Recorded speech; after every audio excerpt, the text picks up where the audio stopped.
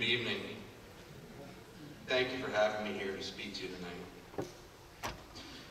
You, the 40th graduating class of Lake Braddock Secondary, are about to venture out into some great unknown. And it could be very comforting at this vulnerable time and place to be soothed and or bolstered by some sage wisdom that will help you ease the process of moving to the next phase of your lives. I have to admit, that's a kind of intimidating task. It presumes that I have some good advice to give, and that my advice will be of some worth to each of you, individually speaking. It's true that I was once 18, and I once graduated from high school. And I can even distantly recall these things and have put them into the context of a longer life. I've also spent the last 16 years of my professional life in the school you will soon call your alma mater. You and I do, therefore, share some similarity of experience, and since I am just slightly older, I might be of some use tonight. On the other hand, I'm also a high school teacher, and many of you may be thinking, look where he ended up. Why would I ever listen to anything this guy has to say?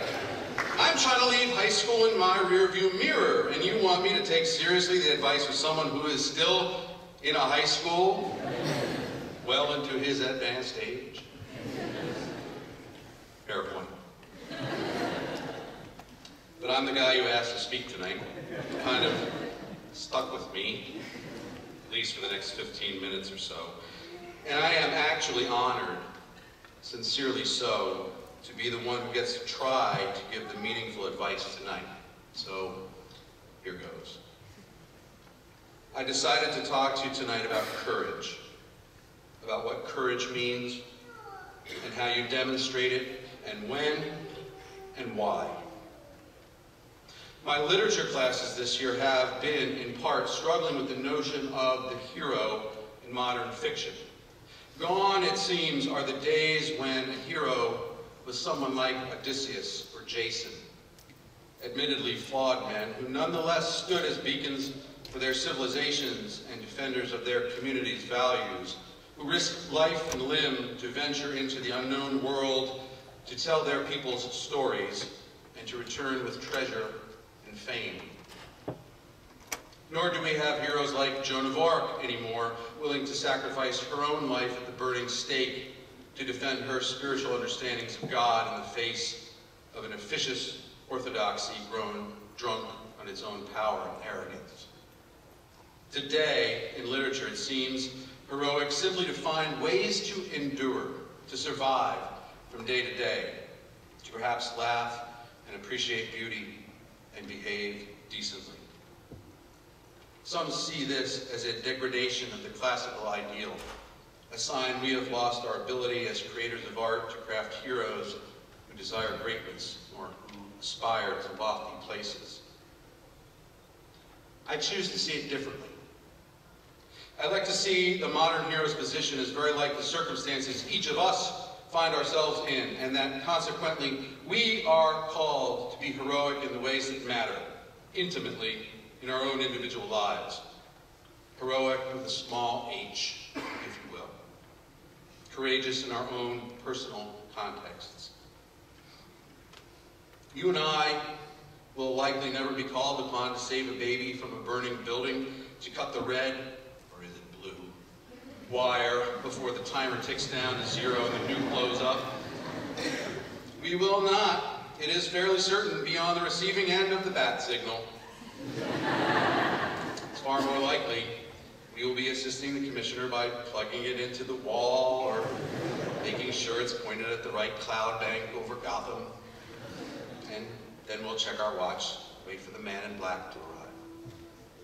No, the opportunities for heroism, for the demonstration of courage in our own lives will be smaller, though only in scope, and not in their ultimate meaning in our lives and in the lives of those we love, or those whose lives we touch.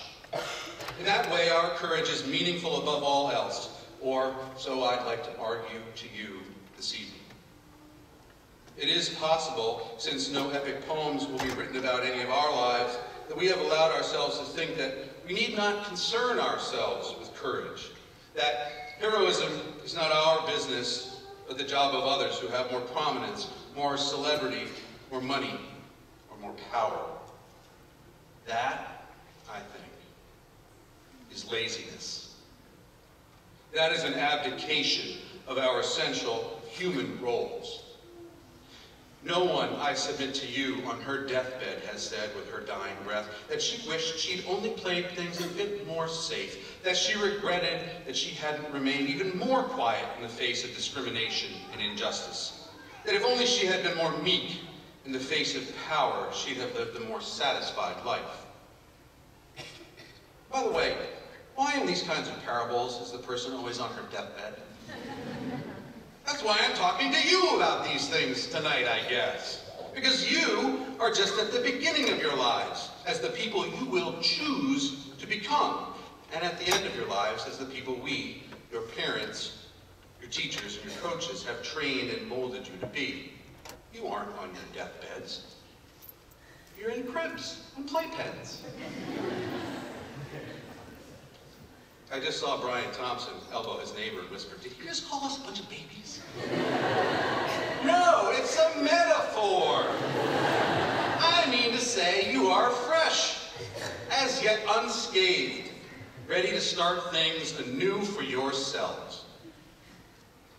It's easy, I know, to preach courage to others, but in writing this speech, I tried very hard to imagine what it was I wish someone had told me as I was poised to cross the stage and pick up the diploma, which signified not so much an educational achievement as it did a ticket to adulthood and independence. Look, even though you won't admit it, I'm going to say it out loud for you right now. This is a scary place to be at. You're being tired with high school, and I submit we designed it that way to make you sick and tired of it, so that you'll carry some true enthusiasm with you as you sprint to the next chunk of your life.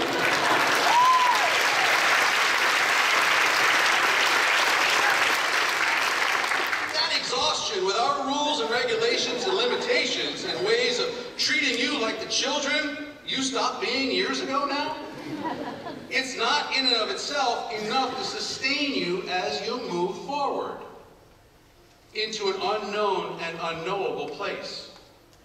You will need courage about you. You will need to be your own heroes as you forge ahead.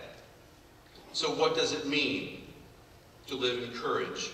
Especially, as I've said, since the more obvious kinds of courage, i.e. the burning building, Holy Grail, Golden Fleece opportunity, is largely not ours. I think it means a few things. First, it means to open yourself up to the idea that perhaps you know nothing. Maybe you aren't as smart or as knowledgeable or as intuitive as you might want to believe. It takes real courage to go out into the world and understand about yourself that you are but a naif, a beginner, someone who has not yet had the chance to think through some of the larger problems we face as a species. It is okay. Embrace your newness in the world instead of being ashamed of it. I left for college, and since I was insecure about my hickish roots, I grew up in a very rural place, I put on an act of what I thought was sophistication and erudition, which I'm fairly sure prevented me from learning anything at school for almost a year. So busy was I at trying to convince everyone that I knew it all. When I was finally able to admit that I didn't really know much, that was my own first step toward courage.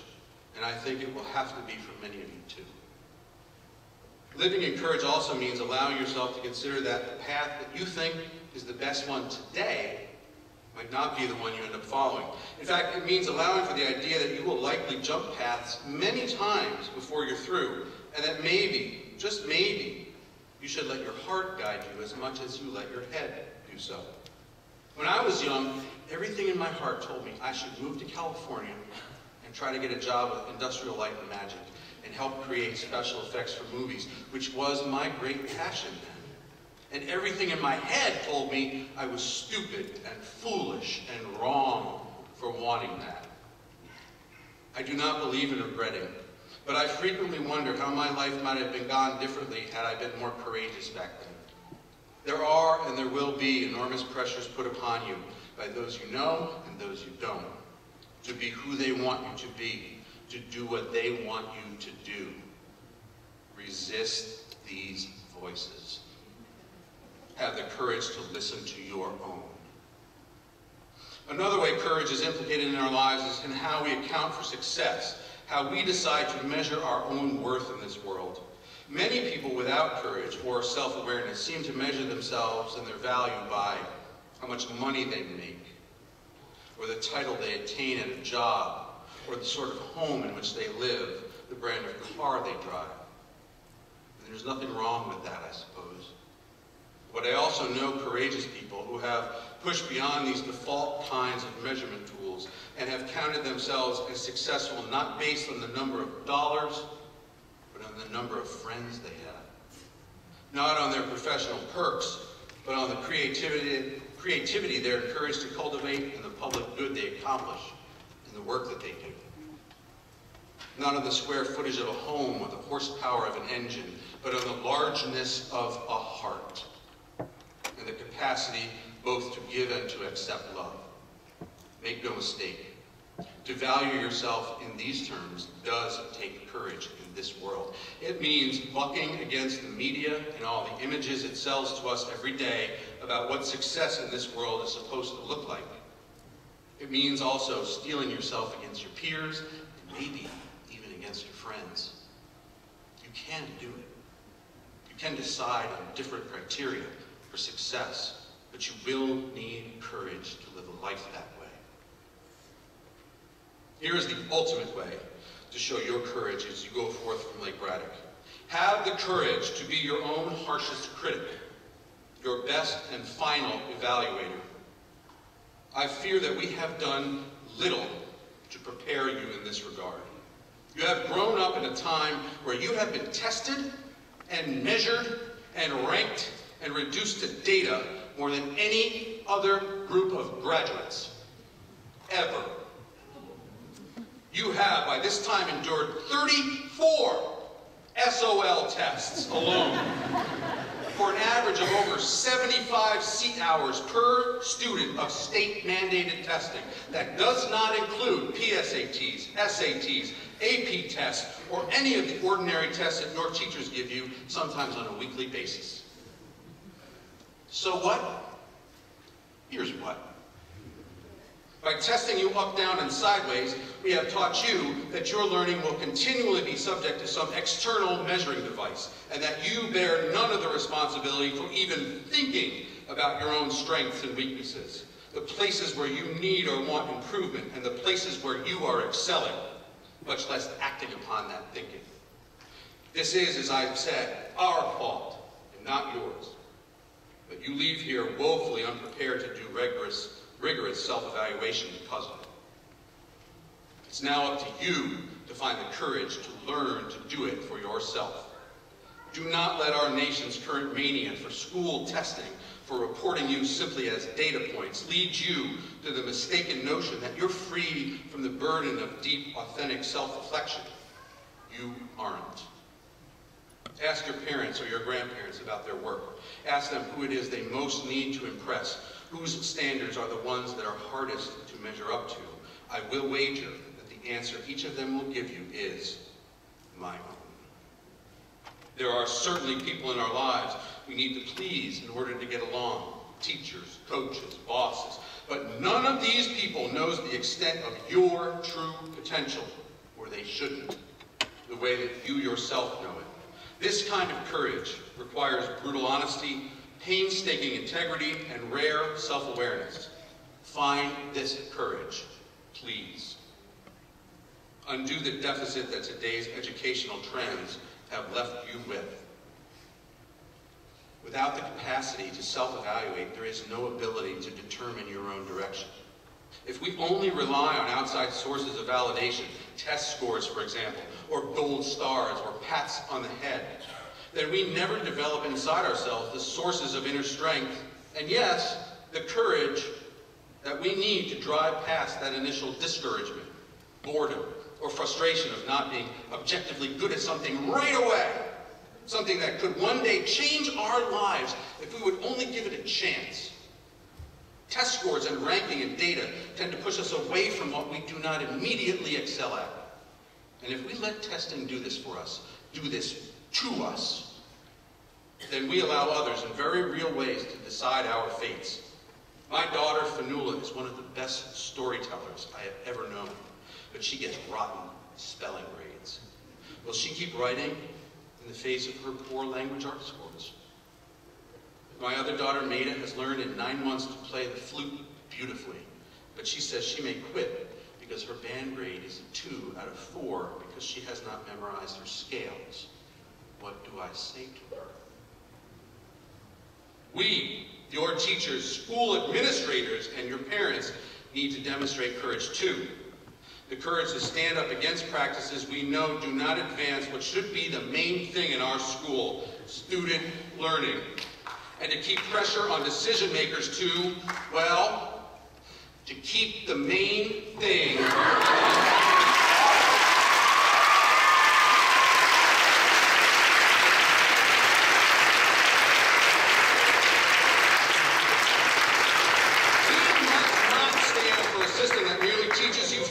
That are easily tested and compared against legions of other test takers in order to establish points of pride for the test givers and lots of money for the test writers. We should be teaching you how to think, how to make sense of facts, how to build systems of analytical inquiry and innovative ways of problem solving that simply cannot be tested by standardized exams. We should be courageous enough to give you the space and the time to ask the right questions and stop attending so much to the answers that follow. We must respect the autonomy of teachers to engage students in the ways they know are best and stop insisting on orthodoxy in the name of consistency, which will, I predict, be the end of the art of teaching. This is our responsibility, our test of heroism. It gets harder every year, but we have, as do you, a duty to rise to this challenge and stand up for what we know is right. It is time to consider that maybe the sputtering, inefficient, searching, blindfolded in the dark room aspects of education need to be not merely acknowledged, but celebrated. Maybe we should stop promoting the streamlining and the routinization of education, where every teacher teaches the same lesson on the same day and uses the same grading system to assess students' work, and start embracing the ways that education is at its best, quirky and unique, admitting that each of us learns differently, the same way each teacher finds his or her passion in a different place and uses it to inspire students in ways that cannot be reproduced across the board and should not be. I'm sorry if this feels preachy to you, but I am standing in a pulpit.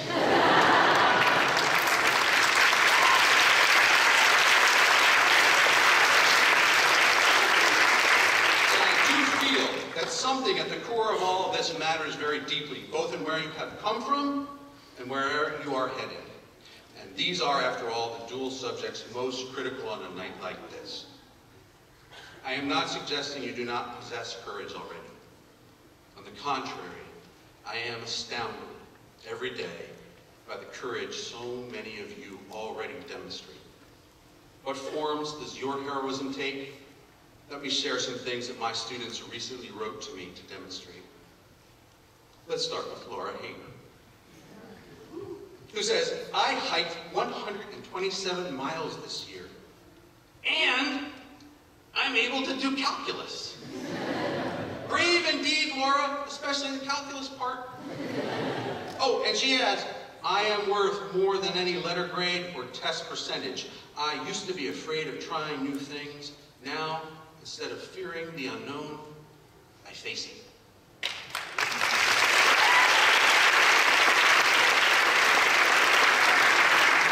That is courage. Gene Slack wrote, "My life should not revolve around getting external validation like grades. My reputation is nowhere near as important as my character.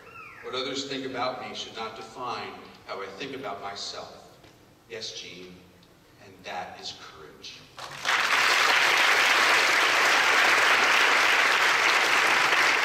Marissa Bessard said that when she was younger, she, quote, "always thought that the key to success was in earning impressive grades. However, I've learned that success really is in creating meaningful relationships with other people. And that is courage."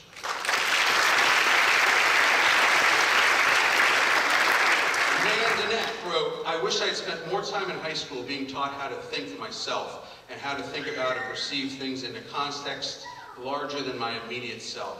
There are ways to allow students to understand that they have more value than their grades and their test scores. And that is courage."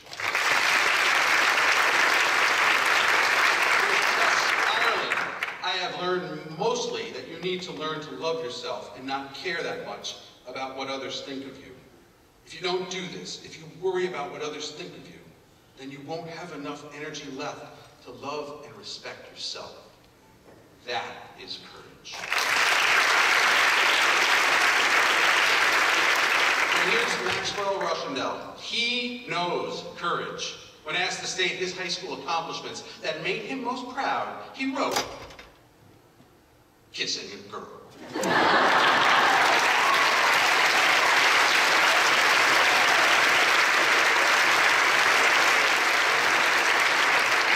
And then in parentheses, cheek.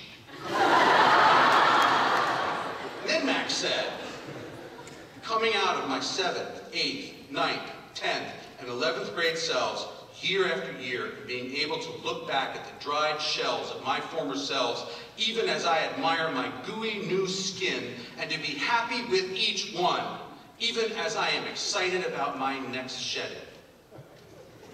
That, in my book, is the epitome of courage.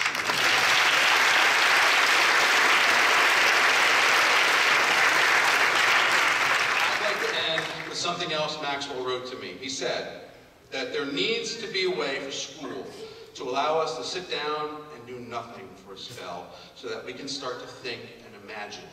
No planning for today or tomorrow or the next day, just pondering why the grass is green or why we have accents or why cats are funny. Thoughts like these, he says, are what help us to mature and should be encouraged but never shared. I am the only one who can stop me. People can tell me to stop or put walls in my way, but it is only my own mind that gives these things their stopping power. If I don't want to be stopped by something, I simply will keep at it. Class of 2014, you have shown incredible courage, but now is the time to find even more.